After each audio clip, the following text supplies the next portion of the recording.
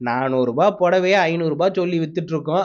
அதான் அவங்களுக்கு கண்டுபிடிக்க தெரியல. நான் ஆரம்பத்துல சொன்ன ரூ. 1000 நம்பி அவன் எக்ஸ்ட்ரா காசை கொடுத்துட்டு போயிட்டு இருக்கான். ஏதோ நாம முட்டாள் மாதிரியும் அவன் அறிவாளின்னு அவன் நினைச்சிட்டு இருக்கான் அப்படின்ற மாதிரி அந்த ஆள் சொல்றப்பதான் நமக்கும் தெரிய வருது, இங்க நிறைய ஸ்ட்ராட்டஜியை போட்டு நம்மள நல்லா ஏமாத்திட்டு தான் இருக்கிறாங்க. நாம நினைச்சிட்டு இருக்கோம் நம்ம ஒரு 2 பிராண்டுக்கு சண்டை போட்டுட்டு இருக்கோம். நான் இதை தாண்டா வாங்குவேன், இல்லடா இதுதான்டா பெருசு, இதை தாண்டா வாங்க போறேன் அப்படின்ற மாதிரிலாம் நம்ம அடிச்சுட்டு இருக்கோம். கடைசியில பார்த்தோன்னா அந்த 2 ஓனருமே ஒரே ஓனரா தான் இருப்பாங்க.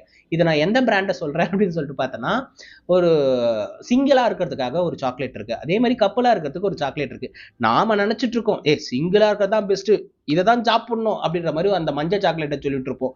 இன்னொரு பக்கம் கப்பலா இருக்கிறது தான் புனிதமான விஷயம்ப்பா, ஸோ கப்பலா இருக்கிறது தான் பெஸ்ட், அதனால நாங்க இதை தான் சாப்பிடுவோம், இதுதான் பெருசு அப்படின்ற மாதிரி சப்போர்ட் பண்ணிட்டு இருக்கோம்.